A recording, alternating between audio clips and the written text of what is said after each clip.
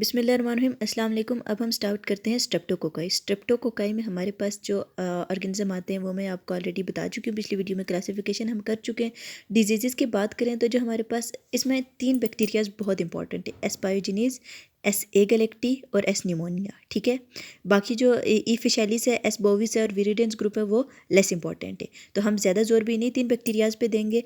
Disease हम देख लेते हैं कि कौन से बैक्टीरिया कौन सी डिजीज़ कराते हैं। तो जो हमारे पास स्ट्रेप्टोकोकस पायोजिनीज है ना, वो सबसे पहले फेरेंजाइटिस कराता है, सेलुलाइटिस कराता है, एम्पेटिको कराता है, नेक्रोटाइजिंग फेशियाटिस गैंग्रीन की एक टाइप होती है, गैंग्रीन कराता है और टॉक्सिक शॉक सिंड्रोम कराता है। ठीक है, अब ये 2 इम्यूनोलॉजिक डिजीज़ भी कराते हैं। वो कौन सी होती हैं ये हम आगे डिटेल में भी पढ़ेंगे। 2 होती हैं, एक्यूट रूमेटिक फीवर होती है और एक्यूट ग्लोमेरुलोनेफ्राइटिस होता है।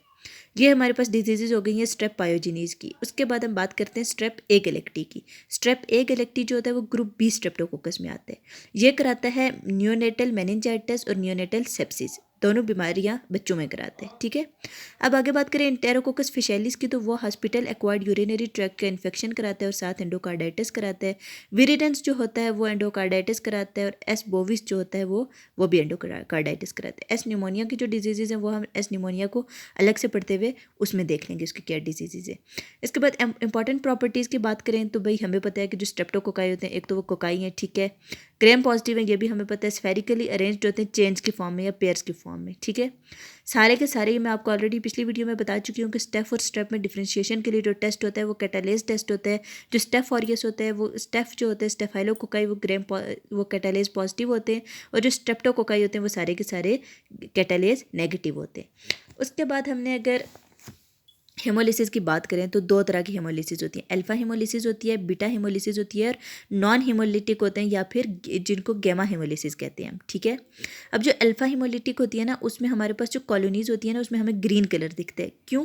क्योंकि वहाँ पे ना आरबीसीज की इनकम्प्लीट लाइसिस होती है, कंप्लीटली ब्रेकडाउन नहीं हो जाता आरबीसीज का, इनकम्प्लीटली ब्रेकडाउन होता है। उसकी वजह से क्या होता है कि हाइड्रोजन पेरोक्साइड प्रोड्यूस होता है। अब जो हाइड्रोजन पेरोक्साइड है ना वो हीमोग्लोबिन को बिलीवर्डिन में कन्वर्ट कर देगा और बिलीवर्डिन का जो कलर होता है वो ग्रीन होता है। इस वजह से अल्फा हेमोलिटिक कॉलोनीज में हमें ग्रीन कलर दिखता है।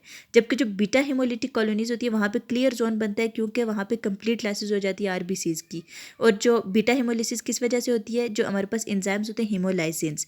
अब स्ट्रेप्टोलाइसिन ओ और स्ट्रेप्टोलाइसिन एस, ये 2 इंपॉर्टेंट एंजाइम्स हैं, ये हम आगे पैथोजेनेसिस में पढ़ेंगे कि क्या है। ये हमारे पास बीटा हेमोलिसिस कराते हैं। और जो कुछ बैक्टीरिया कुछ स्ट्रेप्टोकोकाई होते हैं जो नॉन हेमोलिटिक होते हैं। अभी हम एक दफ़ा से देख लेते हैं इस टेबल में कि कौन सा हेमोलिटिक है।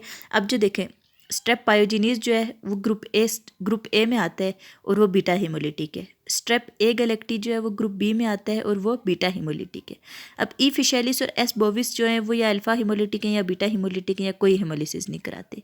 अब जो स्ट्रेप न्यूमोनिया है और विरिडेंस है इनको लेंसिफाइड ग्रुप किसी में भी नहीं रखा हुआ, लेकिन जो इनकी हेमोलिसिस होती है वो अल्फा हेमोलिसिस होती है। ठीक है, ये हो गई इनकी इंपॉर्टेंट प्रॉपर्टीज़। उसके बाद हम बात करते हैं एंटीजेंस की।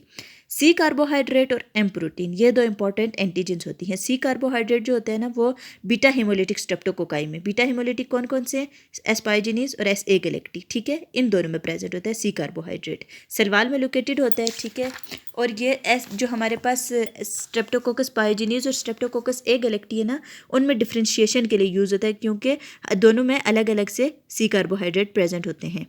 अब बात करते हैं हम एम प्रोटीन्स की। एम प्रोटीन जो होता है वो एस पायोजिनीज का वायरुलेंस फैक्टर होता है। ये क्या करते हैं, एम प्रोटीन जो होता है ना सेल की सरफेस से बाहर आया होता है और फेगोसाइटोसिस को ब्लॉक करते हैं। कैसे ब्लॉक करते हैं कि जो C3b होता है ना, मैं ऑलरेडी आपको बता चुकी हूँ पिछली वीडियो में कि C3b का काम होता है ऑप्सोनाइजेशन।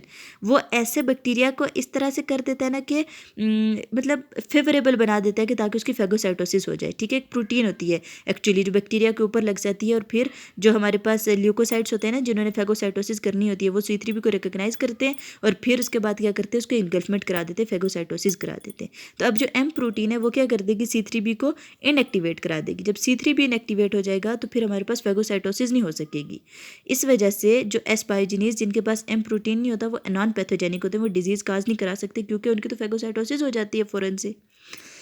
अच्छा जी, उसके बाद हमारे पास इस पैराग्राफ में ये बताया हुआ है कि जो एम प्रोटीन होती है वो ग्रुप ए जो बीटा हेमोलिटिक स्ट्रेप्टोकोकाई है ना उनकी टाइप को डिफ्रेंशिएट कराता है। मतलब इसकी डिफरेंट सारी सीरोटाइप्स होती है, तकरीबन 100 सीरोटाइप्स होती है। ठीक है, और जो एंटीबॉडी बनती है एम प्रोटीन के अगेंस्ट वो टाइप स्पेसिफिक इम्यूनिटी देती है।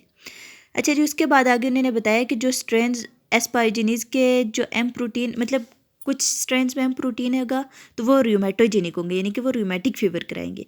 अब कुछ स्ट्रेन्स के अंदर डिफरेंट एम प्रोटीन होगा और वो नेफ्रोटोजेनिक होगा, जो एक्यूट ग्लोमेरुलोनेफ्राइटिस कराएंगे। ठीक है। उसके बाद हमने अगली जो हमने क्लासिफिकेशन करनी है, अब हम अलग से ग्रुप बी स्ट्रेप्टोकोकाई को लेके चलते हैं, वो हम अलग वीडियो में करते हैं।